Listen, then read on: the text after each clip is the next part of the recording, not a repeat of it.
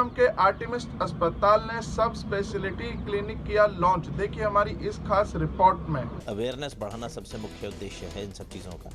दूसरी चीज़, बीमारी जल्दी पकड़ में आएंगी तो उनका इलाज यथासंभव हो पाएगा।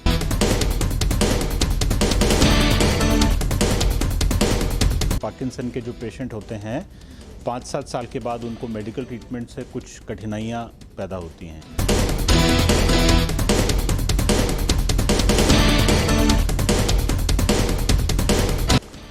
गुरुग्राम में आर्टिमिस हॉस्पिटल ने इंटीग्रेटेड प्रैक्टिसिंग यूनिट्स की अवधारणा के तहत आज न्यूरोलॉजिकल डिसऑर्डर से पीड़ित रोगियों के लिए न्यूरो सब स्पेशलिस्ट क्लिनिक लॉन्च कर दिया है।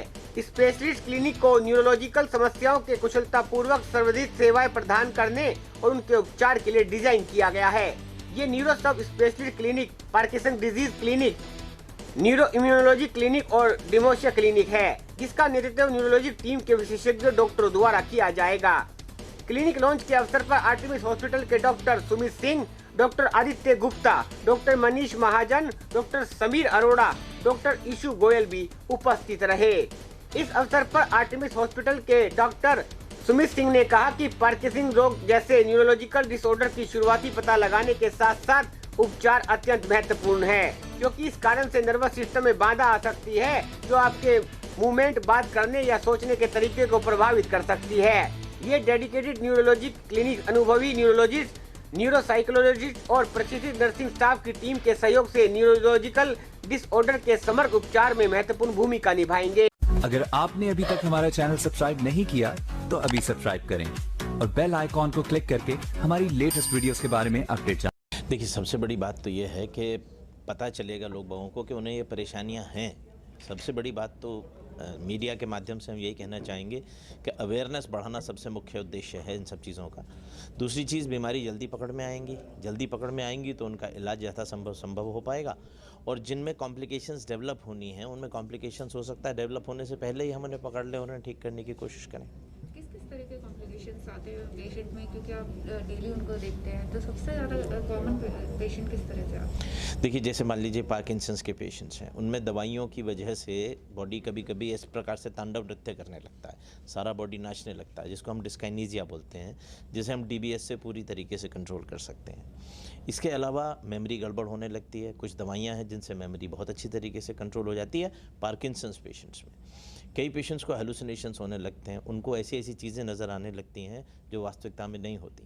उनको दवाइयों से हम बहुत आराम से कंट्रोल कर सकते हैं और उन दवाइयों को भी बंद कर सकते हैं जिनसे ऐसा होता है। तो ये बात एक स्पेशलिस्ट ही समझ सकता है कि ये कॉम्प्लिकेशन अब शुरू होने वाली है या हो गई है, क्यों हुई है और उसका निवारण किस प्रकार से किया जा सकता है। सर, दवाइयाँ ही निवारण है या उसके अलावा जैसे दवाई से अगर ट्रीट नहीं हो पा रहा है ये केस, तो उसके बाद आप क्या एक्शन आप लेते हैं? पार्किंसंस के पेशेंट्स में जैसा मैंने बताया कि डीबीएस किया जा सकता है जब बीमारी एडवांस हो जाती है और मोटर कॉम्प्लिकेशंस होने लगती हैं। डिस्टोनिया में हम सर्जरी कर सकते हैं।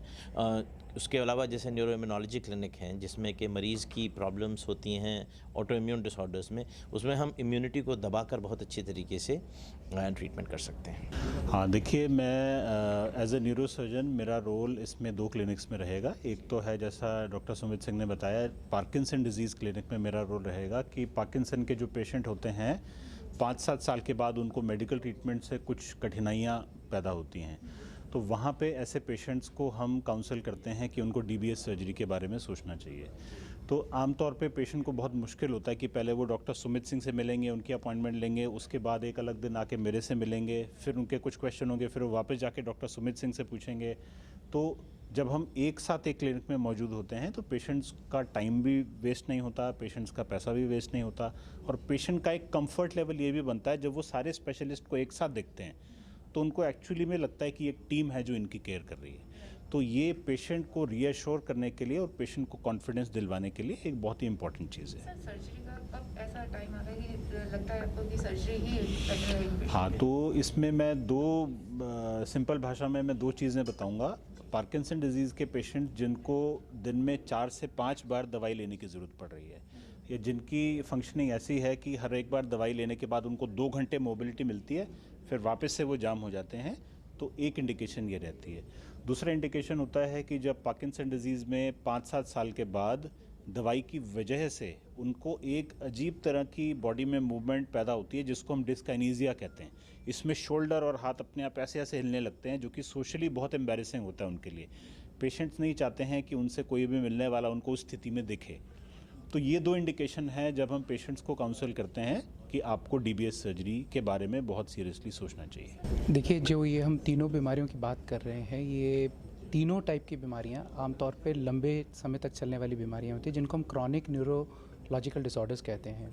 तो इसके अंदर या तो जो पेशेंट्स हैं वो ऑलरेडी बहुत जगह पे अपना ट्रीटमेंट ले चुके होते हैं, या फिर उनका डायग्नोसिस प्रॉपर तौर पे एस्टेब्लिश नहीं हुआ होता।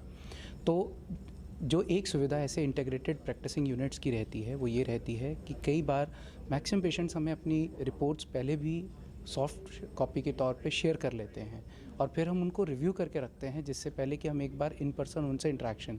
ये ख़ास तौर पे इम्पॉर्टेंट है आजकल के कोविड टाइम्स में, जब कि टेली कंसल्टेशंस का बहुत बड़ा इम्पॉर्टेंट रोल आ रहा है।